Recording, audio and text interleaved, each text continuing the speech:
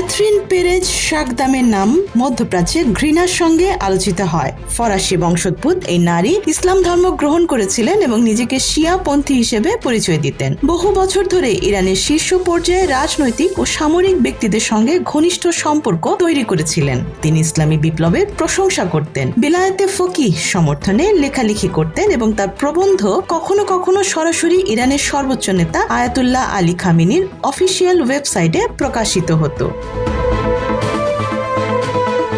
কিন্তু এই বাহ্যিক পরিচয়ের আড়ালে লুকিয়ে ছিল এক অন্ধকার জীবন। আন্তর্জাতিক মিডিয়ার বিশ্লেষণ অনুযায়ী ক্যাথরিন মোসাদের প্রশিক্ষিত গুপ্তচর ছিলেন। সাধারণ গুপ্তচর নন, তিনি ইরানে প্রবেশ করেছিলেন লেখিকা, সাংবাদিক এবং চিন্তাবিদ হিসেবে। তার উপস্থিতি শুধুমাত্র ইরানি নীতি নির্ধারক বা রাজনীতিবিদদের সঙ্গে সীমাবদ্ধ ছিল না। তিনি ধীরে ধীরে রেভলিউশনারি গার্ড এবং দেশের শীর্ষ সামরিক ও রাজনৈতিক নেতাদের সঙ্গে ঘনিষ্ঠ হয়ে উঠেছিলেন। এমনকি প্রেসিডেন্ট ইব্রাহিম রইসির সঙ্গেও তার সাক্ষাৎ ঘটেছিল।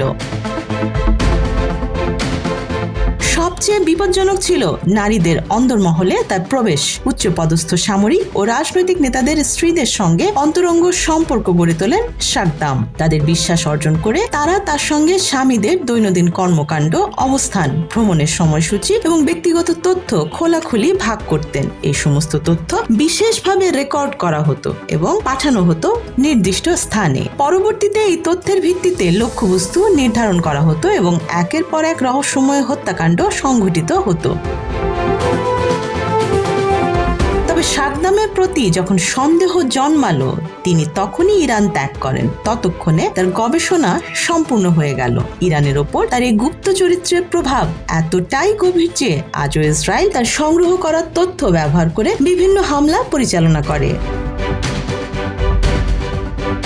সাম্প্রতিক ইসরায়েলি হামলার পর এই বিতর্ক আবারও তেহরানে উঠে এসেছে। ইরান 12 দিনের একটি সংঘর্ষের পর গোয়েন্দা ব্যর্থতা ও সামরিক ক্ষতচিহ্ন সামলাতে ব্যস্ত, যেখানে ইসরায়েলি হামলায় দেশের শীর্ষ নেতা ও সামরিক কর্মকর্তারা নিহত হন এবং বিভিন্ন ঘাঁটি ও পারমাণবিক স্থাপনায় বড় ধরনের ধ্বংসযজ্ঞ হয়। একাধিক বেসামরিক মানুষও প্রাণ হারান। এই পরিস্থিতিতে ইরানি সংসদের সদস্য মুস্তফা কাভেকাভিয়ান দাবি করেন, শাকদাম ইরানে অবস্থানকালে 120 জন উচ্চ পদস্থ কর্মকর্তার সঙ্গে শারীরিক সম্পর্ক গড়েছেন। তবে তিনি এই অভিযোগের পক্ষে কোনো প্রমাণ দেননি।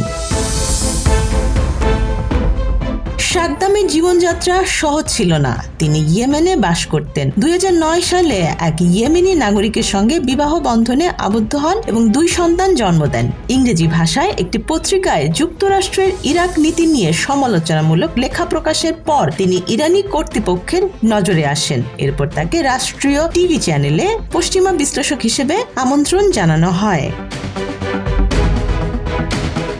নিজেকে ইসলাম গ্রহণকারী ও পশ্চিমা নীতির সমালোচক হিসেবে উপস্থাপন করে ধীরে ধীরে ইরানের ক্ষমতা কেন্দ্রে প্রবেশাধিকার পান। রাষ্ট্রীয় সম্মেলনে অংশ নেন এবং শীর্ষ পর্যায়ের কর্মকর্তাদের সাক্ষাৎকার নেন, যার মধ্যে ছিলেন সাবেক প্রেসিডেন্ট ইব্রাহিম রইসি, কুদস ফোর্সের সাবেক কমান্ডার কাশেম সোলেইমানি এবং ইরানের সর্বোচ্চ নেতা আলী খামেনি। শাকদাম স্বীকার করেছেন, ইরানে থাকার সময় তার জীবন ছিল এক ধরনের দ্বৈত জীবন। তিনি বলেন, 10 বছর ধরে ভান করে চলেছেন, এমন এক পর্যায়ে যেখানে নিজের আসল পরিচয় আর মিথ্যা অভিনয়ের মধ্যে পার্থক্য বোঝা যায়নি।